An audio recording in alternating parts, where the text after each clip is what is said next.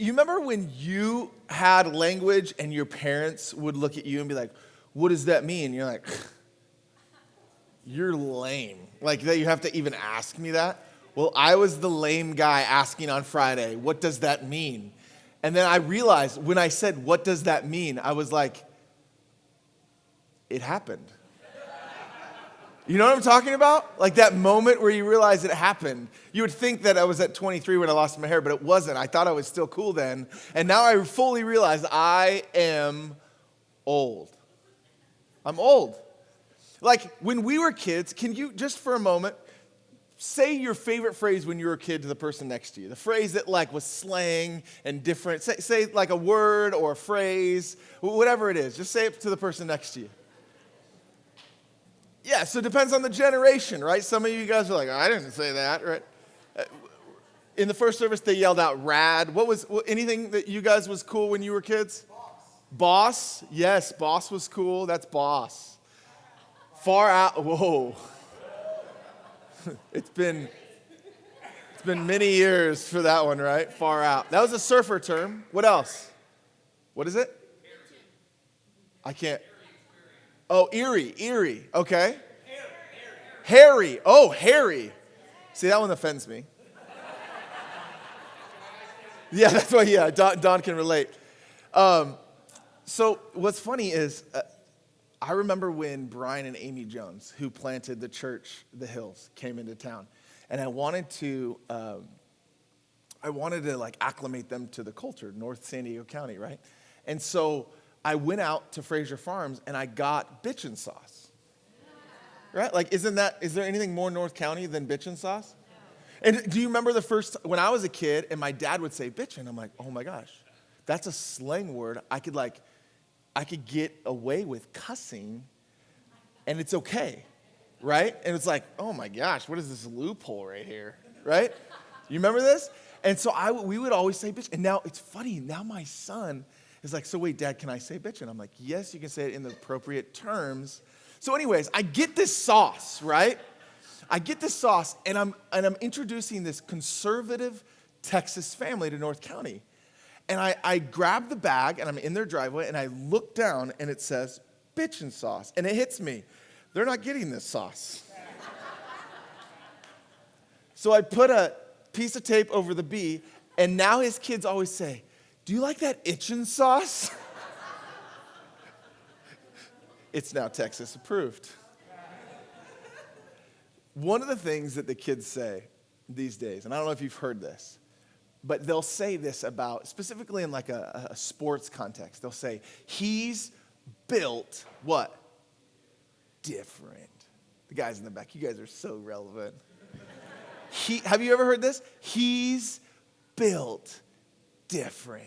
She's built different. It's when somebody is kind of like the cream rises to the top, is kind of the old saying that maybe we would use.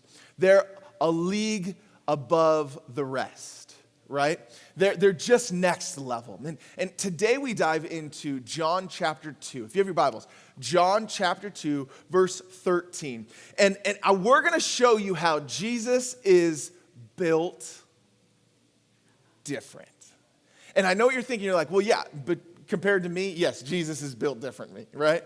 He's in every way perfect. Even if you're new to church, you understand the evangelical perspective of Jesus is he's holy and set apart. He was both the Son of God, but he's also the essence of God at the same time. And so we look at Jesus and we worship him because he's built different. And yet, here's what's fascinating. John chapter 2, whether you're new to church or been in church your whole life, it shows a different side of Jesus. Last week, if you were here, you learned that Jesus threw the raddest party. It was far out. I would use Harry, but I don't know how to use Harry in this moment. But Jesus threw a rad party at a wedding. He's at the party. His mom says to him, hey, it's time to show out. Right? It's time to step out. It's time, like all the stuff you've been doing at home, I want you to do at this wedding. And he's like, it's not my time. She ignores it, goes forward. He then turns the water into wine. Which, ladies, you can't use that in the car, right? If a cop pulls you over, You better not have wine and be like, oh my gosh, Jesus did it again, right? It won't work. But what I love about chapter 2 is in the first part, it's showing that even the box that we put Jesus, if you grew up in a really conservative Christian home, right?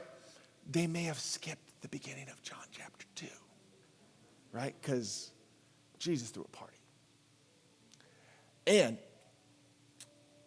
And what we're about to jump into shows a different side of Jesus as well. It's not the one that the evangelical church leans into all that much. It's not as marketable. John chapter 2, verse 13. You ready? Here's what it says. When it was almost time for the Jewish Passover, the most significant Jewish holiday year-round, it would be our Christmas. But it was a holiday, or even our Easter. Jesus went to Jerusalem. In the temple courts, he found people selling cattle, sheep, and doves, and others sitting at the table exchanging money. So he made a whip out of cords and drove all from the temple courts, both sheep and cattle. He scattered the coins of the money changers and overturned the tables. It's just chaos. And who's at the center of it? Jesus.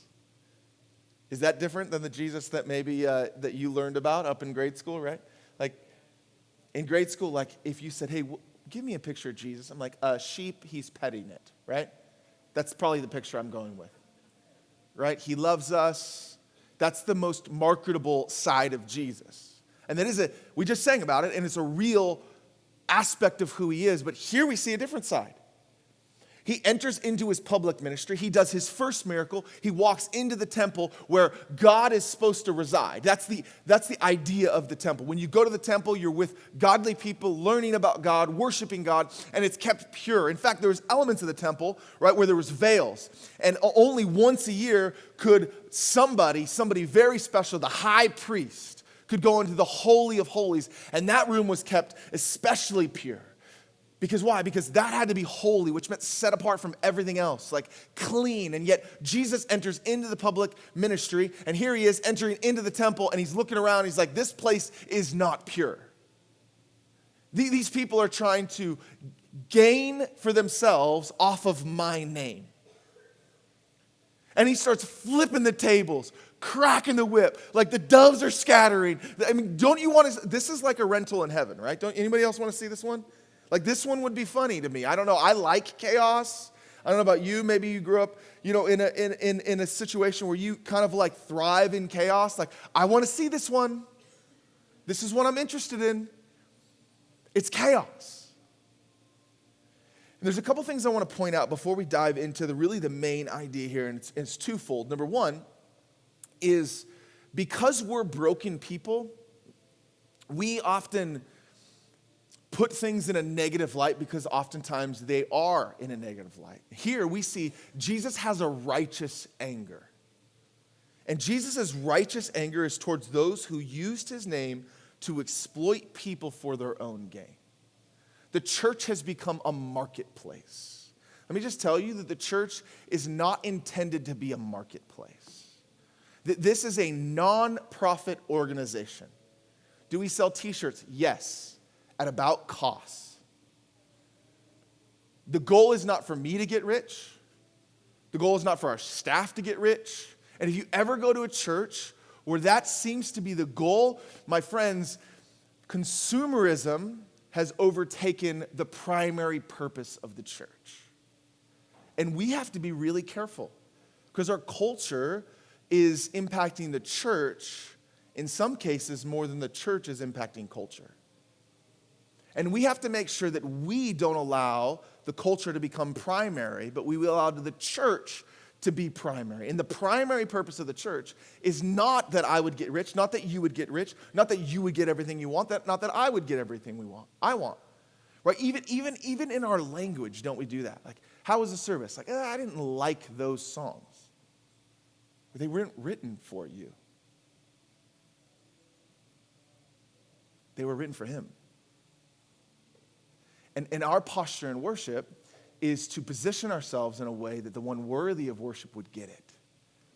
So even if you don't like the guitar riff, it wasn't for you. So even in our language, we've got to be careful, right? That we don't allow even, and this is true of the church, the organizational side of the church, but this is also true of each individual within the church. I'm going to explain more on that in just a moment.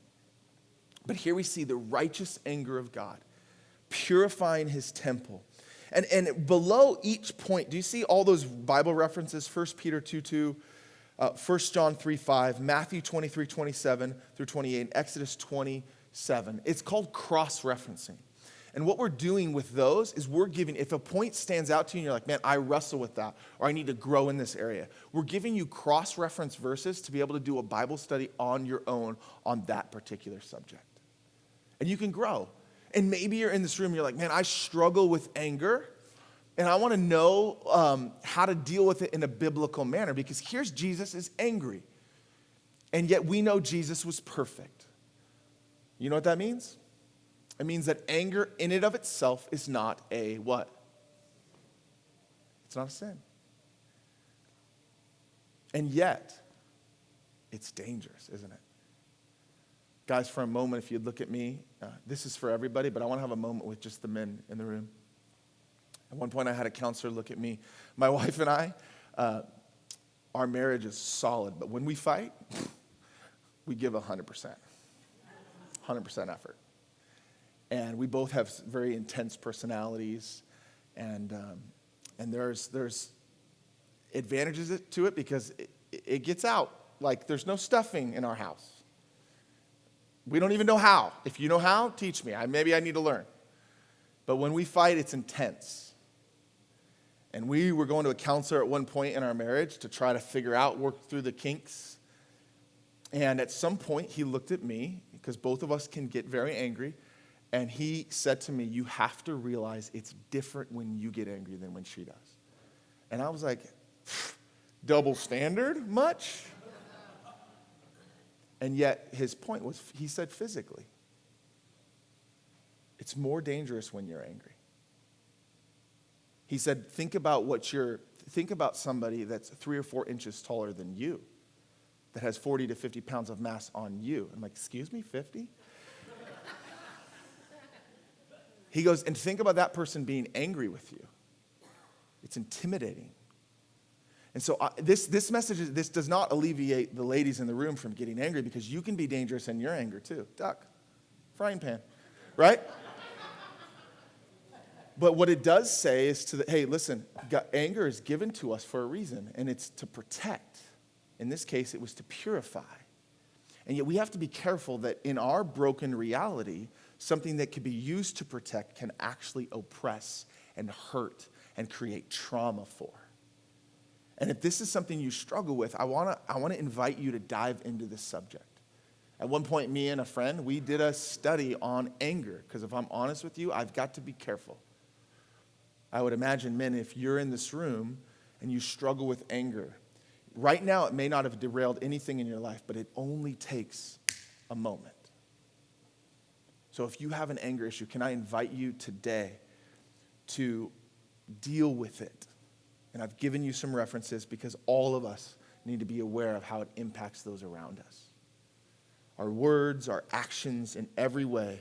Jesus had a righteous anger. It was for a reason. It was not sinful. However, oftentimes in our lives it is. Number 2. I alluded to this a little bit, but the primary purpose of the church is to make Jesus known, not to make man a prophet.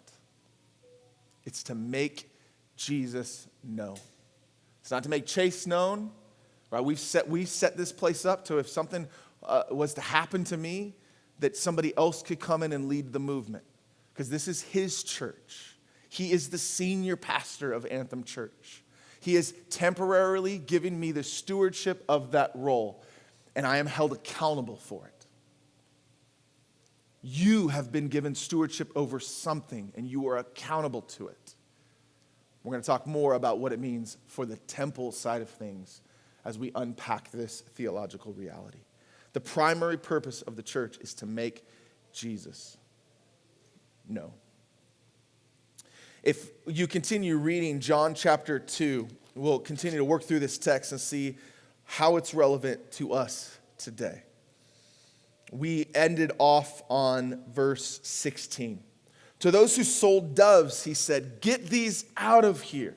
Stop turning my Father's house into a marketplace." His disciples remembered that it is written, "Zeal for your house will consume me." The prophet Isaiah, 600 years before this scene would take place, would predict that Jesus' passion would be for the house of God. Because that's where people would see himself, would see the God of Abraham, Isaac, Jacob, and Joseph represented. And if you read the Old Testament, there was something called the tabernacle, which was the temple on wheels. And it would move. And in the armies, like the tabernacle would be taken, and it was a huge deal because if the presence of God was taken from the people of God, then the people of God lost the power of God. And so the wars were often around the tabernacle, and then the kings came along and they built this temple. And now it was about keeping the temple pure. Watch what happens though. Because right now in this moment, we're reading about Jesus predicting how he's going to change the temple being where God resides. Watch. John chapter 2, verse 18.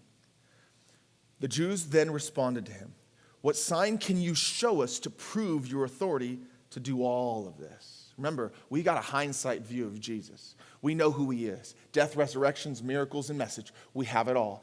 In writing, very clear. But the Jews in this moment are just seen to do flipping tables. There's only at this point one recorded miracle up to this point. So there's a lot of people that still aren't sure who Jesus is.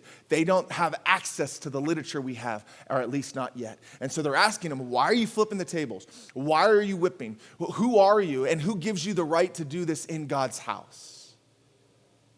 And I love how Jesus responds to this. And I want you to see that they miss Jesus' response. And it's easy for us to read the text and go, oh, here they go, those knuckleheads again, missing everything that God would have for them. And can I just tell you, you're the knucklehead in your story. I'm the knucklehead in my story. And so these moments where we see people miss what God would say to them, right? These moments in the story are just reminders that we may be missing what God is saying to us. Verse 19. Jesus answered them, "Destroy this temple and I will raise it again in 3 days." And you know what they start to do? They get the architect's plans, start looking at it. Wow. I don't know about that. 3 days? You must be some builder. You must be Bob the builder.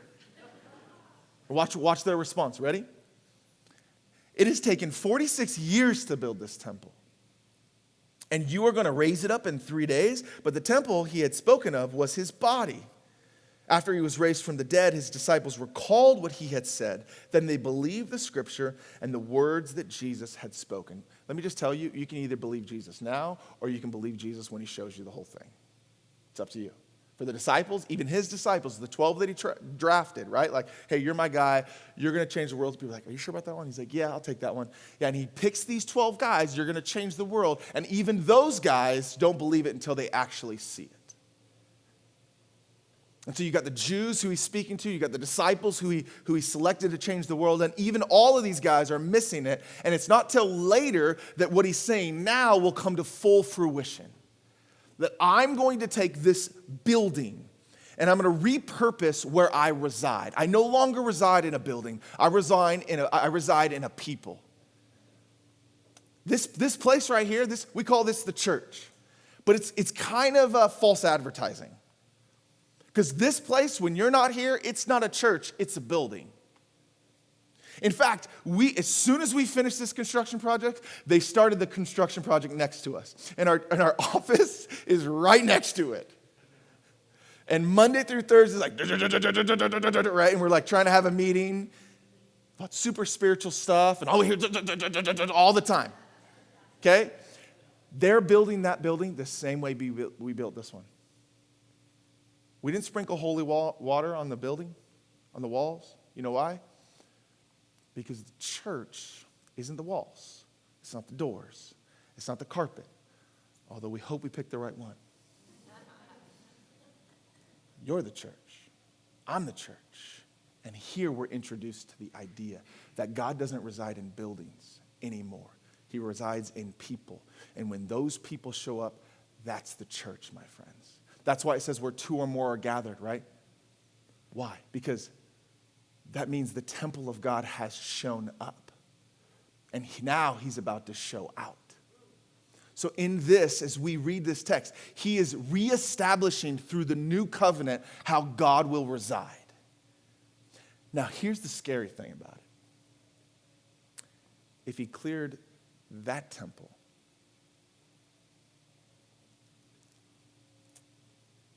do you think that he's interested in clearing the current temple he has chosen, to keeping it pure?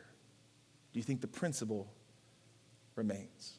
If you're taking notes, you can simply write down what I've already said, and that is that Jesus exchanged dwelling places from buildings to people who believe in him. If you remember from Matthew 27, it says the veil, when he died on the cross, it immediately cuts to a view of the temple, and it says the veil was torn, top to bottom, meaning that when Jesus died, you and I no longer needed anybody else to have access to God. It was paid in full. Jesus' blood bought you access to a holy God. But you're saying, but I'm not holy. That's why he died. His death gave you access to God. The veil was torn. No more holy of holies. He paid the price for you and I. You don't need me to talk to God. You don't need the right words. I don't need to give you a class on how to talk to God. In fact, the reason Jesus died was so that you could bring yourself, your whole self, to him just as you are. Now, when you bring yourself to him, and you are met with a holy God who loves you so much, I'm going to tell you in that moment, it's impossible to encounter him and not leave different. And if you left different, then you really didn't encounter him in the first place. Right? If you left the same. And so it's both and. There's a theological tension between, does God love me just the way I am? Yes. But when you accept that love, he begins to change you from the inside out. He begins to clear the temple because that's where he wants to reside. As we read this, I want to encourage you with a couple things. And it may be difficult because the truth is when we hear this message, right, we're like, oh man, I wish, like right now, my wife's in children's, right? Like I kind of wish she heard this message so she could purify her temple, right? Now, you guys are all judgy right now with me. You've been in here and you heard a message and you were like, I wish so-and-so came. Haven't you? Anybody ever else done that? Just me? You want somebody else to hear the message, right? The elbow, right? The kick, like, leave me alone. You go, man, you think about all the names that you wish heard a message. Can I just tell you, when you stand before God, he's not going to ask you to give an account for anybody else. He's not like, hey, I'm so glad we're here. Let's talk about Pat. You know what? Thanks for coming to this meeting. You're a little late, but let's talk about your spouse. No, you're going to be held accountable for you. I'm going to be held accountable for me.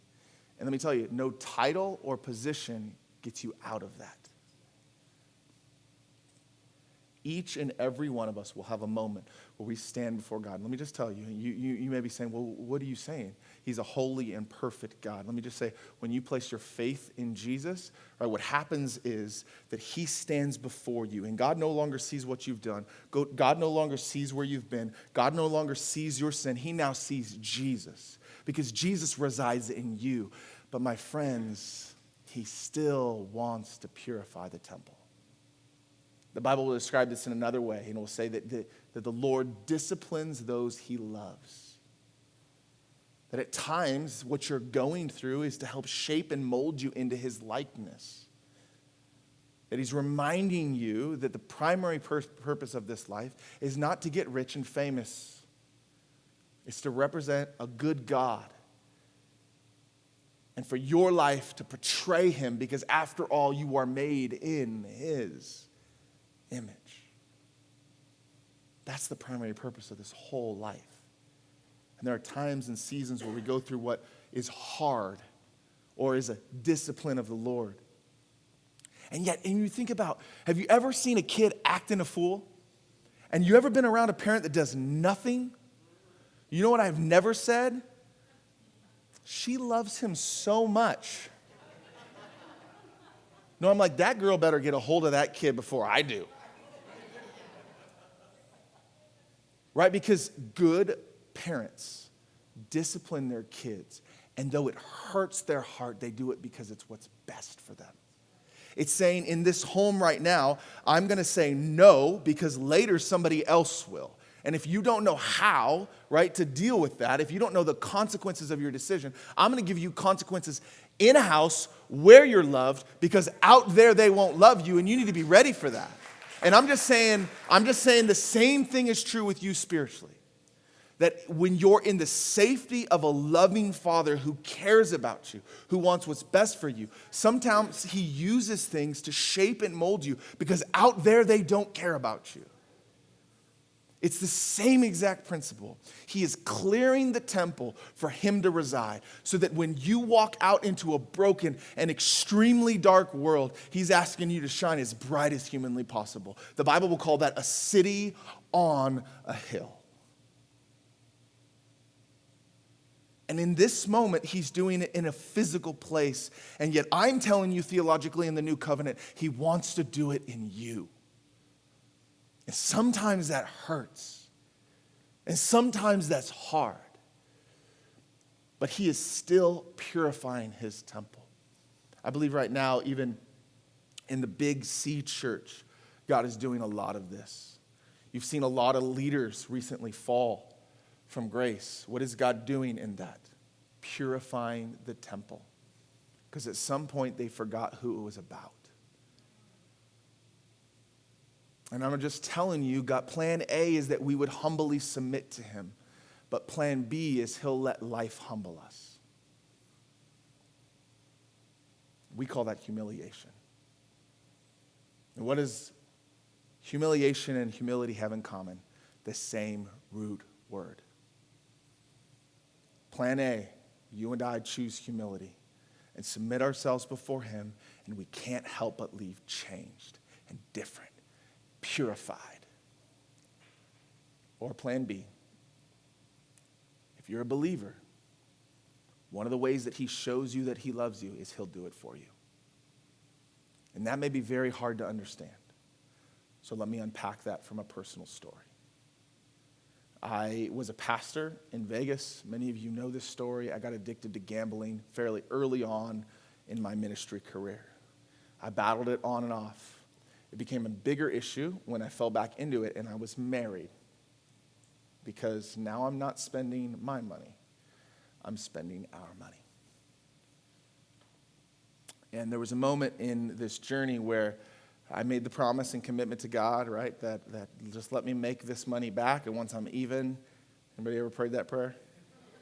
Serve you the rest of my life. But I got to get back to zero so my wife doesn't kill me. And he didn't do that because he loves me. And I remember laying in bed one night, and I remember the Holy Spirit telling me very specifically, you need to tell your wife. It's as close to an audible moment as I've ever had. Clear as day in my head. She's laying 12 inches from me. Roll over and tell her. And I said, I can't. And then I said, just let me get caught. And he did. 3 days later, I'd slept on the couch for 2 days because I was so ashamed of what I was doing and how I was behaving that my wife checked the bank account where I had been moving money. And I could tell she checked the bank account based on how she was coming down the stairs. Pre-coffee, she didn't come down the stairs like that. There was a righteous anger from my wife. I'm sharing this story to you because the truth is, if I'm really honest with you, it's more comfortable to share a 10-year-old sin than a current one. But there's stuff in my life, there's stuff in your life that God wants to purify.